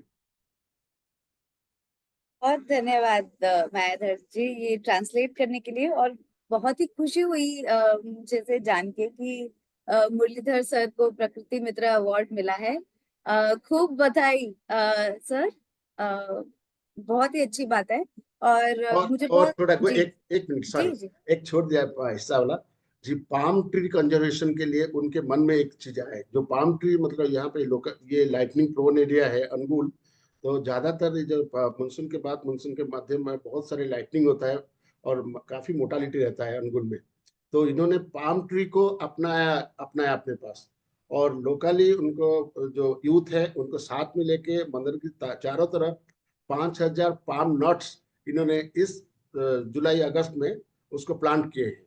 और जितने भी पाम ट्री एरिया में है उसको एक ड्राइव देंगे, कंजर्व करें, उसके ऊपर कोई काट के उसको ना फेंके, उसको रहने दे, उसी के हिसाब से वो लोग प्लान में अभी जुटे हुए। इस साल 5,000 के, नेक्स्ट ईयर उन्होंने 10,000 का शुरुआत करेंगे, प्लान करके रखे हैं। Thank you. लगा जान के सर ये मैं बहुत संक्षेप में इसको अंग्रेजी में ट्रांसलेट कर देती हूँ, क्योंकि हमारे साथ कुछ और ऑडियंस भी जुड़ी है। आप मैं जैसे बता रही थी, हमें बहुत जगह से लोग हमारे साथ जुड़े हुए हैं, और काफी जगहों पे स्क्रीनिंग भी चल रही है इस सम्मेलन की। तो वेरी क्विकली आप रहिएगा सर, कुछ सवाल जवाब हैं जो मैं भी आपसे पूछना चाहती हूँ। इनफैक्ट मुझे आज ही पता चला कि हाथी को, मतलब हाथी के आने को शुभ संकट बोला जाता है जी। बहुत ही इंटरेस्टिंग लगा ये जान के। आप बने रहिएगा, कुछ सवाल जवाब आएंगे हमारे साथ। एक बार मैं जल्दी से ट्रांसलेट कर देती हूँ। तो as Muralidhar sir and Mayadhar sir were so they were talking about the village community and the forests, a 1,400-acre forest in Angul, that is which was once a very dense sal forest. Over time, it has seen degradation, but the forest is very, very important to the community due to the kind of produce they get from the forest, the habitat it is for so many wild animals, and the cultural aspects, socio-economic and cultural aspects of the communities. Starting with the NTGSCF project in 97-98, the community has been able to come together, decide together that they want to conserve these forests, form themselves into a Van Suraksha Samiti, which is a committee for conserving forests. And while they've also been able to ensure that the forests continue to thrive, they've also been able to conserve some of the streams or the nalas that are perennial and provide water to the community.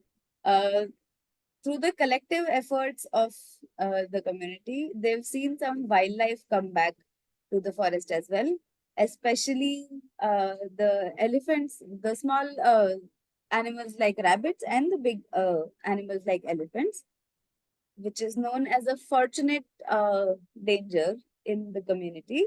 The forests are extremely culturally important to the community, and they get a lot of medicinal plants from the forest. Recently, Muralidhar sir has won a Prakriti Mitra award. So tons of congratulations to him for that. And now sir wants to look at palm tree conservation, because that species is also affected by degradation. but they're working together to conserve the forests. Sir आप थोड़ा सा Muralidhar sir से पूछ सकते हैं क्या कि क्या कम्युनिटी ने, समुदाय ने इकट्ठे होके जो नियम अपने लिए बनाए हैं उन पे थोड़ा एक बार दोबारा बता सकते हैं क्या कि क्या कैसे नियम अपने लिए, बाकियों के लिए, सबके लिए बनाए? ठीक है मैम, ସେ କହୁଛନ୍ତି ଆମେ ଟୋଟାଲ ମନ୍ଦିରରେ ନୀତି ନିୟମ କଣ ତିଆରି କରିଛେ, ନୀତି ନିୟମ କେମିତି ଆଗକୁ ଯାଉଛେ। ଆମେ ମନ୍ଦିରଗିରି ଇଏର ନୀତି ନିୟମ କରିଛୁ। ପ୍ରତି ମାସ 2 ମାସ 3 ମାସରେ ଥରେ ଗୋଟେ ମିଟିଂ ହଉଛି, ଗ୍ୟାଦର ମିଟିଂ। କୋଉଠି କାହାର ଯଦି କଣ ହେଲା ତା ବିଷୟରେ ସମସ୍ତେ ଯାଇକିନି ସେଠି ମିଟିଂ ଗାଁରେ କରୁଛୁ ଏବଂ ଲୋକମାନଙ୍କୁ ଫେର ବୁଝଉଛୁ ଯେ ଜଙ୍ଗଲ ଦ୍ୱାରା ଆମର କେମିତି ପରିବେଶ କେମିତି ନଷ୍ଟ ହେଇ, ଜଙ୍ଗଲ କଟିଗଲେ କେମିତି ପରିବେଶ ନଷ୍ଟ ହେଇଯାଉଛି, ଜଙ୍ଗଲ ଥିଲେ କେମିତି ଆମେ ଭଲ ସୁସ୍ଥ ବାୟୁ ଏବଂ ଜଳ ସ୍ତର କେମିତି ମୃତ୍ତିକା ସଂରକ୍ଷଣ ହେଇପାରୁଛି ତା ବିଷୟରେ ମଧ୍ୟ ଲୋକଙ୍କୁ ବାରମ୍ବାର ବୁଝଉଛୁ। ତେଣୁ ଲୋକମାନେ ମଧ୍ୟ ବର୍ତ୍ତମାନ ସ୍ୱତଃ ଭାବରେ ବୁଝିଗଲେଣି। ୟା ପୂର୍ବରୁ ଯେତେବେଳେ ଜଙ୍ଗଲ ପୁରା ଟାଙ୍ଗରା ଥିଲା, ସବୁବେଳେ ପ୍ରାୟ ଆମର ଠିକରେ ବର୍ଷା ହୁଏ ନାହିଁ, ତେଣୁ ଯୋଉ ମରୁଡ଼ି ହୁଏ, ଲୋକମାନେ ଠିକରେ ଧାନ ଚାଷ କରିପାରନ୍ତିନି। କିନ୍ତୁ ଜଙ୍ଗଲ ରହିଲା ଦିନଠୁ କେବେ ବି ଲୋକଙ୍କର ସେ ସମସ୍ୟା ଆଉ ରହିନାହିଁ, ଯାହାଫଳରେ ଲୋକମାନେ ବହୁତ ଖୁସି ଅଛନ୍ତି ଏବଂ ଜଳର ଲେବୁଲ ମଧ୍ୟ ବହୁତ ଉପରକୁ ଉଠି ଆସିଛି, ସେଟା ଲୋକମାନେ ଫିଲ୍ କରି ସାରିଲେଣି। ତେଣୁ ଲୋକମାନେ ମଧ୍ୟ ନିଜ ନିଜର ସପୋର୍ଟ ଦଉଛନ୍ତି। ये बोल रहे हैं कि एक सॉर्ट ऑफ अवेयरनेस प्रोग्राम हर महीने में उनका रहता है कि फॉरेस्ट को कंजर्व करने से इसका जो लीचिंग या इसका जो अंडरग्राउंड वाटर सिस्टम है और सीधा स्रोता नाला है वो रहता है पानी, और पानी जो लीच करके पहाड़ी से आता है वो काफी उपजाऊ हो रहा है और खेती के लिए बहुत मतलब प्रसाधन है वो चीज। तो उसको लेते हुए लोगों के मन में दिमाग में आए इसको कंजर्व करें, उसको ना कि अपने हिसाब से बिल्कुल कभी कटिंग नहीं करेंगे और प्रोटेक्शन करते रहेंगे अपने हिसाब से। 9 गांव चारों तरफ है 1400 हेक्टेयर के, और उन्होंने उनके मन में आया कि हमको ये काफी रिटर्न कर रहा है, बारिश ठीक से हो रहा है, ह्यूमिडिटी इतना कम रहता है और पारिपार्श्विक अवस्था बहुत साधन हुआ है, मतलब उनको ऑक्सीजन ठीक से मिल पा रहा है, पानी का जो ग्राउंड वाटर काफी बढ़ा हुआ है उसको कंजर्व करने से। और इसको समझते हुए लोगों ने उसको प्रोटेक्ट करने के स्वतंत्र सोशली मतलब आगे आएंगे। इसके लिए इतना कभी जबरदस्त थ्रेट नहीं हुआ या कॉन्फ्लिक्ट नहीं हुआ। जब भी कॉन्फ्लिक्ट होता है वो लोग खुद जाके उसको मीमांसा करते हैं, ऐसा भी एक उनके मन में है, यही बोल रहे हैं। So the communities themselves come together, they realize how important it is, the forests to them, and communities across 9 villages that are neighbors to each other have come together to conserve these forests. तो sir ये कुछ जो नियम जैसे आप बोल रहे हैं कि ये रेगुलरली मीटिंग रहता है, आप सभी 9 गांव के लोग भी आपस में मिलते हैं और आपस में मीटिंग करते हैं? हाँ, मीटिंग कमिटी लोक आसती पूरा मास आसती, प्रति गाँव सब कमिटी कर कमिटी लोक मैंने आसिक एकत्रित होती एवं से कमिटी जहाँ पास हे सेटा से माने निज निज गाँव में जाइए पुणी आलोचना कर। ये बोल रहे हैं कि जो 9 विलेजेस है हर कोई इधर नहीं आता है। जब हर एक विलेज में ये इंस्टीट्यूशनल अरेंजमेंट है, मैनेजमेंट कमिटी है, और कमिटी को एक चिट्ठी जब जाता है कमिटी वाले इकट्ठे होते हैं और रोटेशन बेसिस में होता है चारों तरफ गांव का। वो मीटिंग में अगर कुछ कॉन्फ्लिक्ट आ रहा है, कुछ प्रॉब्लम आ रहा है, वही समस्या होता है। जैसे कि एलिफेंट का समस्या था, वो इसके लिए डीओपी से मिलना है, एक मेमोरेंडम बनाए और डीओपी के पास फिर गए, और उसको लेते हुए आगे जो भी प्रावधान रहेगा वो मीटिंग के साथ करेंगे। और काफी एनवायरमेंट डे हुआ, अभी सॉइल डे हुआ या फॉरेस्ट डे हुआ, किसी भी डे को वो लोग सेलिब्रेट करते हैं रोटेशन बेसिस में। So, Sir was mentioning how any of these conflicts are also solved through these meetings where some of the members of the committee come together on a rotational basis, and all of the observances like Soil Day or Environment Day, they celebrate a lot of these observances also together. तो sir एक सवाल आया था आपके लिए, ये बाकी वक्ताओं के लिए भी है ये सवाल, बट मैं यहीं से शुरू करती हूँ क्योंकि हम सारे इकट्ठे हैं। और इनफैक्ट बाकी के स्पीकर्स भी जो हमारे साथ जुड़े हैं अगर वो अपना कैमरा स्विच ऑन कर लेंगे तो बहुत अच्छा लगेगा, हम शायद एक दूसरे से बातचीत भी कर पाएंगे।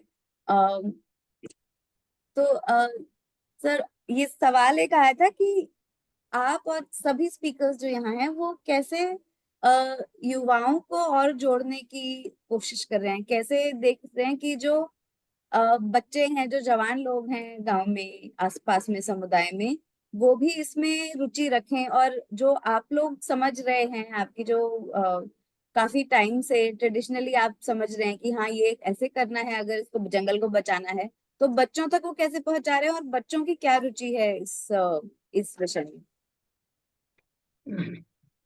बच्चे छोटे छोटे बच्चों को अवेयरनेस करिया पाई आमे प्रति स्कूल जाइकिनि स्कूल पिला मानकु अवेयरनेस करूछु एवं आम कमिटी रे अधिकांश युव गोष्ठी की भी निया जाउछि, कारण आम आम परे सिमान ही एई जंगल रो दायित्व नेबे, तेणु बेसी आमे प्राधान्य देउछु युव गोष्ठी की।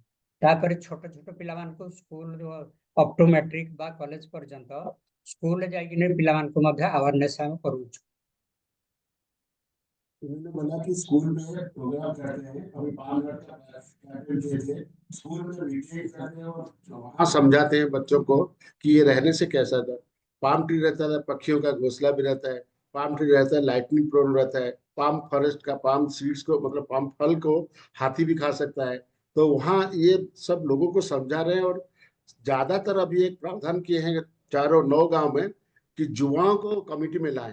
उनका 15 से 20 मेंबर का कमेटी रहता है, तो जिसमें ओल्डर एज का बहुत लोग अभी हो गए, 30 साल से शुरू किए थे। तो इस साल उन्होंने प्रावधान किए हैं कि हर एक कमेटी में 5 से 7 युवाएं आए और सामने वो कमेटी को आगे लें या फोरम को आगे लें, एक सस्टेनेबल यूज की तरह इन्होंने बताया भी।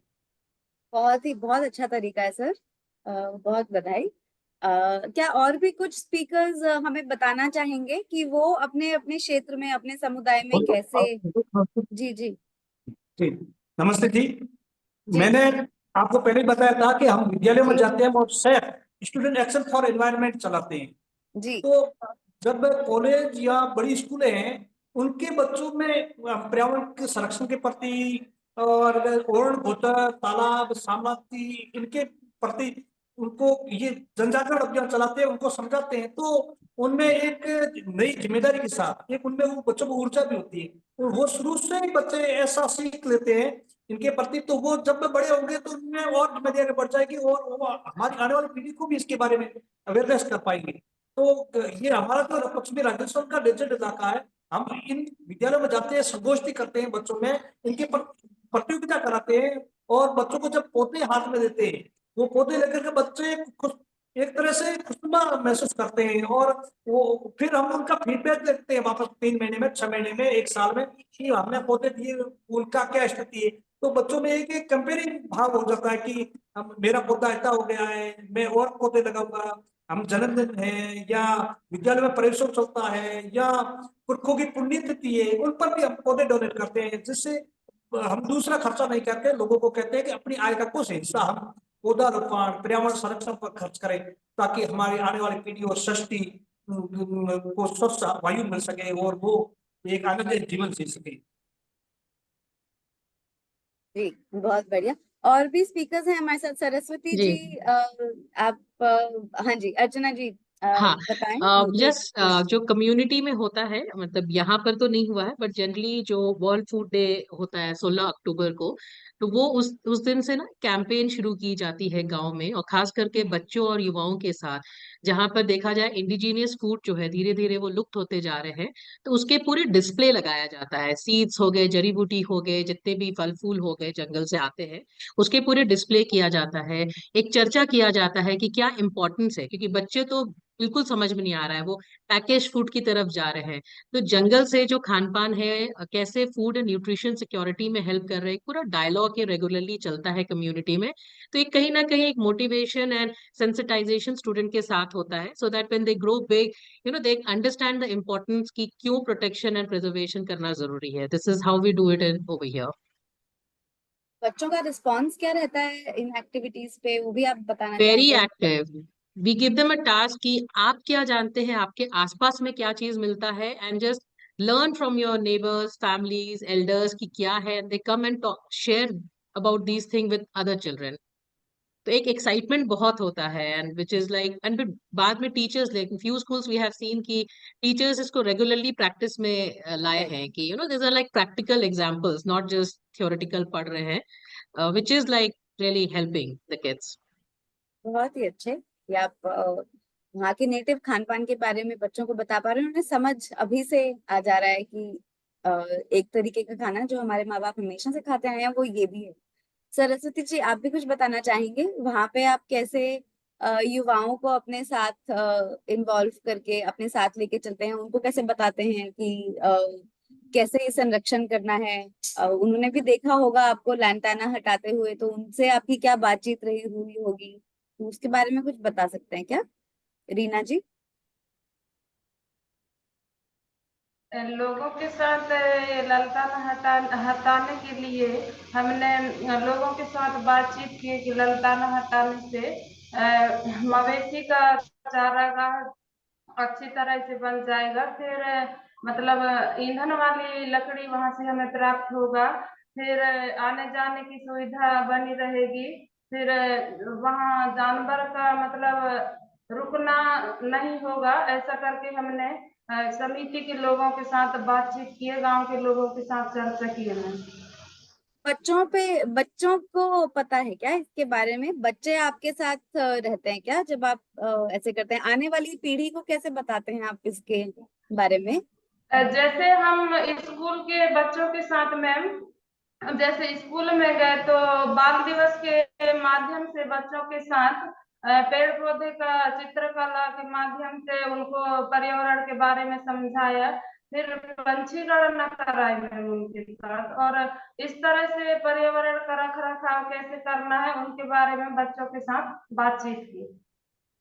अच्छा, तो आप बहुत अच्छा लगा ये सुन के कि आगे भी हम सबके अपने अपने तरीके हैं कि अपनी अपनी जगह पे अपने समुदाय के युवाओं के साथ हम ऐसे बात कर पा रहे हैं. क्या आप आपस में, हम तब कुछ और प्रश्नों का वेट कर रहे हैं, आप और आपस में क्या कुछ पूछना चाहेंगे और बोलना चाहेंगे तो वो भी प्लीज कर सकते हैं. तो जरूर बताएं, आपको एक दूसरे के बारे में, एक दूसरे के काम को जान के कैसा लगा, वो भी बता सकते हैं. और उसके बाद फिर सरस्वती जी और उनके साथ जो साथी महिलाएं हैं वो एक गाना हमें सुनाना चाहेंगी जो सांस्कृतिक तरीके से उनके साथ उनका जुड़ाव जो है उनके आसपास के साझा संसाधन के साथ जो वो गाती हैं, तो हम वो सुन सकते हैं उसके बाद. पर आप लोग आपस में बातचीत करना चाहें तो वो भी कर सकते हैं. मैम एक मैं बताना चाहूंगा जी. हेलो, हम एक फैमिली फॉरेस्ट्री चलाते हैं, यानी परिवारों को पेड़ पौधों से जोड़ना, पर्यावरण से जोड़ना. और हमारी टीम की एक सदस्य है प्रोफेसर श्याम सुंदर जानी, जो राजस्थान से है. वो COP16 में वहाँ रियाद में वो जो आयोजन हो रहा है वह भाग ले रहे हैं, और फैमिली फॉरेस्ट्री के बारे में वहाँ कल उनका अच्छा प्रेजेंटेशन हुआ था. तो फैमिली फॉरेस्ट्री की ये होता है पारिवारिक वानिकी, ये एक बहुत बड़ा इश्यू है. और परिवार के लोग पर्यावरण, पेड़ पौधों, आयुर्वेदिक पेड़ पौधों, जड़ी बूटियों, स्थानीय वनस्पतियों, वन्य जीव जंतुओं के संरक्षण के प्रति जागरूक हो जाएंगे और उनको समझना लग जाएंगे, तो मैं समझता हूँ काफी इसमें बदलाव आएगा और हमारा ये पर्यावरण सुरक्षित रह पाएगा.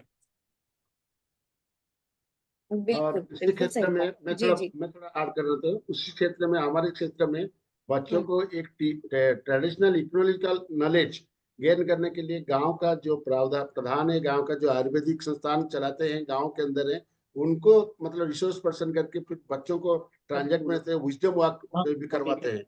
तो फील्ड में जाए लोग, पेड़ पौधे के बारे में जाने और उसका उपकार क्या है उसके बारे में जाने. लिखित रखे, स्कूल में आके एक एसे लिखते हैं और इसका एक मतलब पिक्चोरियल जैसे आए लोगों को उसके तरह चलते हैं. और बच्चों उसको आगे कैसे ले, इसके प्रावधान में आगे जुड़ते रहते हैं.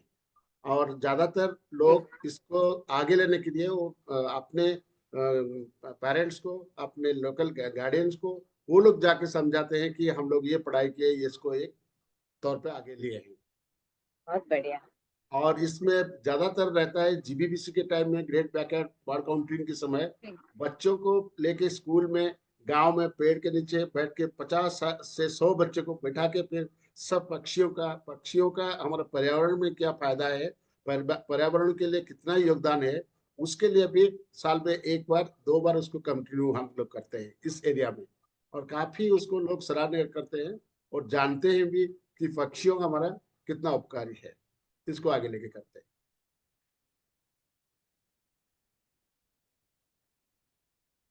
तो चलते हैं फिर हम सत्र के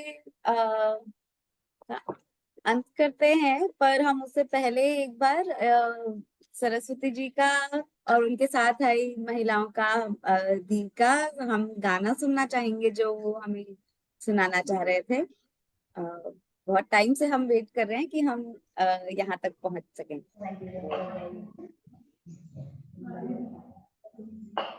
सबसे पहले तो आप सभी को हमारा नमस्ते। नमस्ते। आप अपना नाम भी बताएं। मेरा नाम शालू मार्को है और मैं नकावर गांव में रहती हूँ। मैं हम सभी दीदियां मिलकर आज के गाना सुनाने वाली हैं। जी। पर्यावरण से संबंधित है ये गाना। जी जी। पर्यावरण से है जीवन, पर्यावरण से है जीवन, इसे अपना दोस्त बनाते हैं। चलो मिलकर पेड़ लगाते हैं, चलो मिलकर पेड़ लगाते हैं, चलो मिलकर पेड़ लगाते हैं, चलो मिलकर पेड़ लगाते हैं। देती है सांसें जीवन को, देती है सांसें जीवन को, आओ जाने पेड़ की माया, जाने पेड़ की माया।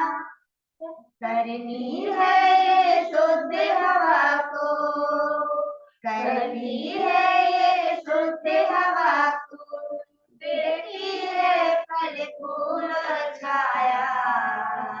चलो मिलकर पेड़ लगाते हैं, चलो मिलकर पेड़ लगाते हैं, चलो मिलकर पेड़ लगाते हैं, चलो मिलकर पेड़ लगाते हैं। सागर बादल गगन प्रदूषित, नदी धारा और पवन प्रदूषित। सागर बादल गगन प्रदूषित, नदी धारा और पवन प्रदूषित। बढ़ गया प्रदूषण इतना, बढ़ गया है प्रदूषण इतना, सांसें लेना है मुश्किल। चलो मिलकर पेड़ लगाते हैं, चलो मिलकर पेड़ लगाते हैं। पर्यावरण से जीवन, पर्यावरण से है जीवन, इसे अपना दोस्त बनाते हैं। चलो मिलकर पेड़ लगाते हैं, चलो मिलकर पेड़ लगाते हैं, चलो मिलकर पेड़ लगाते हैं, चलो मिलकर पेड़ लगाते हैं। बहुत धन्यवाद दीदी, बहुत अच्छा लगा सुन के। Thank you ma'am. Thank you सभी को, बहुत बहुत धन्यवाद हमारे साथ यहाँ जुड़े रहने के लिए। हमारे साथ लोकल स्क्रीनिंग्स में कुछ लोग जुड़े हैं, उनके लिए एक फीडबैक फॉर्म हम चैट में डाल रहे हैं। अगर वो प्लीज उस फॉर्म को, लिंक को कॉपी करके रख लें और उसको भर सकें बाद में, तो उससे हमें थोड़ा अगली बार के लिए, अगले सम्मेलन के लिए पता चलेगा कि हम और क्या बेहतर कर सकते हैं इस सम्मेलन में। वो लिंक अभी चैट पे डल रहा है, उसको एक बार जरूर कॉपी कर लें। और कुछ और आप किसी से कहना चाहें तो बताइएगा, फिर उसके बाद हम, जो ये आखिरी दिन का आखिरी सत्र रहा है, जैव विविधता और कॉमन्स पर, साझा संसाधनों पर, उसको हम बंद करेंगे। पर बहुत अच्छा लगा आप सभी से मिलके। मुझे ये बहुत ही इंटरेस्टिंग लगा ये जान के कि सभी इतने सारे तरीके हैं कि हम आगे आने वाली पीढ़ी के लिए सोच रहे हैं, और इतने सारे अलग अलग तरीकों से हम अपने समुदाय को इकट्ठा करके काम करते आ रहे हैं पर्यावरण को बचाने के लिए। आपके भी कुछ कमेंट्स हो तो प्लीज बताइएगा। एक ग्रुप फोटो हम ले सकते हैं क्या? एक बार एंड पे अपना कैमरास एक बार स्विच ऑन कर सकते हैं तो यहाँ की टीम से भी अनुरोध है कि वो अपने कैमरास जरूर स्विच ऑन करें ताकि हम एक ग्रुप फोटो ले सके। फीडबैक फॉर्म आपके चैट में है।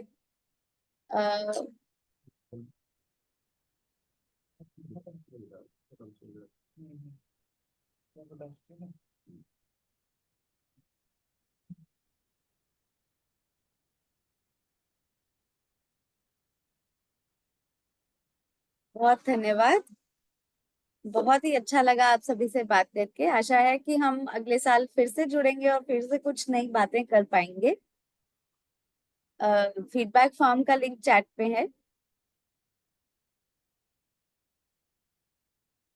बहुत बहुत धन्यवाद। हम अभी इस सेशन को एंड करते हैं। कोई कमेंट्स हो तो आप हमारे पास अपने जिनसे आपकी बात हुई थी उनके थ्रू जरूर कीजिएगा। Thank you. Good evening.